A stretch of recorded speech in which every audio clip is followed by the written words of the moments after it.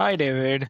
Dear listeners, there is a strange tension in the air right now. Like, we are being told AI will replace everything, automate everything, solve everything. And at the same time, we are seeing most businesses struggle to figure out where it actually fits. The noise is deafening, the hype is exhausting. And somewhere in the middle of all of that, there's a quieter question worth asking is what if the real power of AI is not in what it replaces, but in what it helps us become? What if the advantage is not the tool itself, but how we think alongside it, right? So I'm your host Avik, and you're listening to Mind Meets Machine, a space where we slow down the conversation about technology and ask the questions that don't have easy answers. And today we have a very lovely guest who has spent more than a decade building businesses at the intersection of technology, marketing, and growth. And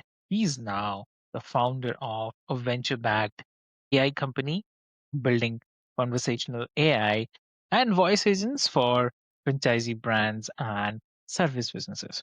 So please welcome David Owasi. So welcome to the show. Thanks for having me, Avik. A pleasure to be here. Amazing, amazing. Thank you so much, David, for being here. And dear listeners, like I'd love to start with something which I feel it is very common these days. Like people are really curious about it. So, David, like there's a lot of talk right now about AI replacing the jobs, AI replacing creativity, replacing human judgment. So you have been in the trenches, kind of building an AI company. So what do you think people are getting most wrong about what AI is actually capable of doing in business today? Of course, thank you. And that's a great question. I think that a lot of people are drawn into the hype of AI without really understanding what's going on behind the scenes. As someone who have a software engineering background, and I've also been involved in startups, and I'm currently running a venture-backed company. I think of there are three ways to think about using AI in business. The first one is chatting with AI. And that is what we're all familiar with. You go to your Claude, your Gemini, your ChatGPT, and you're asking it questions. And it's just more of a advanced level Google, basically, and it's giving you the answers. And that's where most people stay. The next level I think is substantial is having AI plugged into the tools that you already use. So you use QuickBooks, you use Stripe, you use HubSpot, you use all these CRMs and all the tools that you have. And I think that the real way people are starting to take advantage of AI is to have AI plug into those tools using different kind of connectors or different MCPs, that whole ways of doing that. And what that does is you can start chatting and saying, okay, look at my Facebook ads. Tell me what the report is like. Look at my CRM, correlate the result between my Facebook ad and my CRM. Oh, by the way, look at Stripe and look at what payments came in and correlate with the result. Now you stand to do a lot of very interesting things that actually will take you a lot of time otherwise to do manually. And you're able to do that from the comfort of your search of your console from, I usually use Claude for doing this, but there are other tools that can do that. And that is like a powerful unlock. And then the third aspect of how you can use AI is building new things with AI, which is vibe coding that everyone is kind of familiar with. And what I usually say is that a lot of business owners don't understand that these are the three phases, and they mostly stay in the chat phase, thinking they're getting the most of AI when they can go into the plug-in AI into their tools, and then maybe they feel comfortable, then have AI start building new things for them. Once you understand this framework, it becomes very easy to look at your problems in your business and your bottlenecks and say, do I need to plug AI into my existing tools? Do I need just information from chat? Or do I need to build something completely new, vibe coded, and then use whatever it is that makes sense for your business needs? Got it. Got it.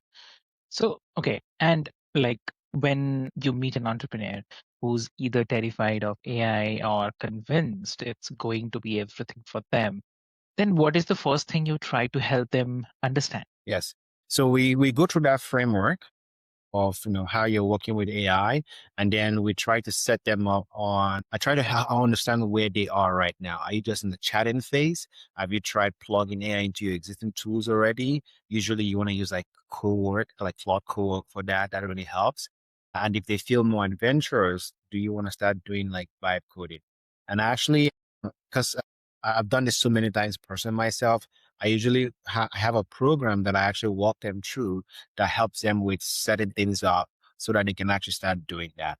And the first thing we do is we set them up with, what tool do you want to use? Do you want to use Claude? Do you want to use, ChatGPT Codex? I prefer Claude. And then once we do that, the first thing we try to do is just set them up to have AI integrate into the tools they use already right now. So Stripe, QuickBooks, CRM, etc., and that gives them a massive unlock already without changing their behavior because they're used to just chatting with the AI. Well, if you just set it up and connect it to your existing tools, you're still doing the same thing, except that the AI now has way more capabilities of what is accessing your own personal data. And then once they start seeing the unlock from that, then the next thing then is, okay, let's try and create new things because in your business, you have new software you would like to build that does like this very specific thing for you. But obviously you don't want to go pay a subscription to have it do that, or you don't want to go pay someone to actually build it out for you from scratch. And that is where, building things from scratch really helps. And to do that, I have like it's called mindpalacex.com as a platform I built that basically takes all the things that I teach people how to connect to your database, connect to like your what we call GitHub, where the code will be stored, how to connect to something called Netlify that would deploy things to the web and walk you through all of that. And how do you then build out the spec document? So the spec is basically the whole project you want to build, giving AI the clear guidance of everything. How do you bring that to life? So I have a whole program where I actually walk them through that. They can do it themselves. But when people start doing that, they find out it's actually not that complicated at all. And then the real question becomes, okay, what are my ideas? Like, how good are my ideas? Is this idea worth my time to actually build? Does it not worth my time? And that's where they spend most of their time because building is actually relatively straightforward. So that's kind of the process of how I think through helping people go from, I don't know where I am to, hey, you're now using AI enabled for your business. Got it. I mean, it's interesting, like how often fear and overconfidence come from the same place, a lack of clarity about what tool actually does. And that clarity only comes from kind of getting close to it, not from the hand. So headlines. So yeah. And if you talk about our daily life, right? Like you work with franchisee brands and the service businesses. So I mean, these aren't the tech startups, but they are the real world operations with kind of real world constraints. So, what are you actually seeing like AI agents produce measurable ROI today? Like, not the hype one, but on the ground. Yes, You know, absolutely. The way I think about this is you want to use AI to solve old, Mm, established, boring correct. problems. You don't Yep. want to try and create new problems. There are already Exactly. bottlenecks and constraints that businesses have. It usually comes down Yeah. to one of three areas: constraints in lead generation, constraints in sales, or constraints in fulfillment. So how do you generate new opportunities into the business and making sure, and that's where you have things like speed to lead. And that's really what we focus on at my company, where when they have that lead coming from Facebook ads or Google ads or wherever the leads come in, our AI agents are going after those leads, qualifying them, and it's connected to the CRM and it's booking the appointments for the salesperson to then go out and do the sales. So that's our real focus. And then there are other areas will be like sales, which is like, well, you've not done the sales. How do you get the feedback from the calls to make sure you're improving and you're getting better from a sales perspective? How do you make sure that the CEO, for example, can have a high level sense of what all the salespeople are saying without having to like listen to every single call? And that is where, AI can really help. And then you start to see patterns and you correlate the pattern with the close-down ratio. And you can say, seems that the reps that are doing well, they're saying things like this, or they're doing things like this. The reps that are not doing, that are not selling, they're doing this kind of behavior. And you can try to like, make the adjustment. So that's some of the ROI we're seeing around, sales. And then fulfillment, that is where you want AI doing a lot of the heavy lifting, creating proposals, helping with establishing processes and systems for fulfillment so you can actually deliver on the service. But our focus at our company is in the lead generation and marketing side of things, where most companies measure clear ROI, which is I got 10 leads coming today. How many of those turn into sales appointments and how many of them became customers? And we focus on that speed to lead. Got it. So, like, and when you see business that's using AI well and versus one that's just kind of throwing it at the wall, then what is the difference? Like, what are the ones who are getting results doing that the others are not? Yeah. So this answer is very different depending on the industry you are in. And I will just speak to home services because that is really what our bread and butter is. What we find is that the companies that are using AI right now, especially for speech to lead, they are seeing increase in return on their marketing investment by as much as 5 to 10x. So two companies, and we've seen this, one, they're spending $5,000 per month on ads. One company is not using AI to do the lead follow up and sort of the speech to lead, and another one is using it. The one that is not using AI, they generate about, let's say, $50,000 in revenue from that same marketing spend. Not terrible, not bad. But the one that is using AI, we see them generate over $100,000, ridiculous ROI, because every lead that comes through the funnel, they're not relying on human beings to go after those leads to set up the estimates. AI just does it consistently the same way every single time. And there's a quote I like. It says, "You don't rise to the level of your goals, you fall to the level of your systems." And what AI does is it gives you that system with the intelligence needed to get to your goal. So that is like the biggest, return on investment we're seeing for companies who are using AI, particularly for speech to lead. I'm sure there are many other areas you can use AI, but I like the speech to lead because it's very quantifiable. You can measure the impact. And some of our case studies that we've seen, we've literally seen like a 50% increase in revenue, sometimes even as much as 80% by just having an AI follow up with your leads consistently and aggressively. Such a small little thing, but it makes such a big impact. So yes, we are seeing clear ROI. Got it. Got it. So, I mean, obviously, I mean, there's something grounding about hearing it put away because it's not the magic. It's not the shortcuts. It's just the clarity about the problems you are solving and whether the tool actually fits. So Yes. that is true. That Mhm. is true. And so building a company is definitely hard. And building an AI company right now in the middle of all of this noise and all this change has to come with its own set of challenges. So when things don't go the way you expected or when you hit a wall, how do you stay grounded? Like how do you keep moving without burning out or losing the thread of why you started kind of thing? Yes, that's a very good question. So the way I think about it is that in today's day and age, the bottleneck is no longer building the thing. So in the past, that used to be the bottleneck. How do I have this idea in my head? How do I actually build the software and kind of, put it out in the world?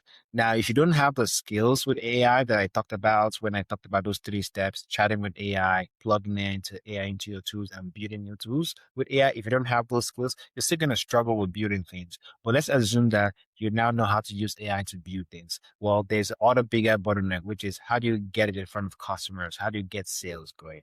At the end of the day, if your project doesn't have, if you have built something and you don't have paying customers, it's just an expensive hobby, really. So the true things to your question about how do you not burn out is number one, you have to build something that has an intersection of your passion and competence. So you can't just say because I can use AI to build any tool, I'm just gonna build something in like, I don't know, shipping space or aero defense that you have no understanding about the context or the nuance of those spaces. So you want to have something that actually mirrors your own personal experience. For example, for me, the reason why I went into services space is because when I was studying software engineering at the university in my undergrad, I actually ran a painting company for 5 years. We did multiple 7 figures. So I really, really understand that space and all the nuance and intricacies of that space. So you want to make sure that you have some understanding and overlap in whatever you're building. The second one is you need to have a clear go-to-market strategy. How do you get in front of customers? And not everything has to be online or running ads. And by the way, I actually use AI to run my ads, which is like a huge, massive unlock because AI is infinitely better at running ads than I am. It looks at all the data, all the clicks, all the scrolls, and it gives like, hey, you need to like short this copy or you need to change this thing because of how people are behaving. But more importantly is you need to know, okay, do I need to go to trade shows? For example, for home services, we have to go to trade shows all the time. Do I need to like do partnerships? Like you need to understand how do I get customers? And I think that if you build at the intersection of your competence and area of passion, as well as having a clear go-to-market strategy to get your customers in front of your product, then it won't be as much of a struggle. I mean, every business is always going to be hard, but at least you have the right things in place, and then you can really start to really make some progress. Got it. Got it. Yeah. And so, if you have to give one advice to the listeners today, what will you give? Yes. So the advice I will give is that AI is as good or as bad as your own personal self improvement. So it's very easy for people to say, oh, AI is this amazing technology. It's not doing anything for me. Yes. Just like any massive technology, the internet, social media, it's not just going to do stuff for you just because it's a good technology. It's a tool like any other.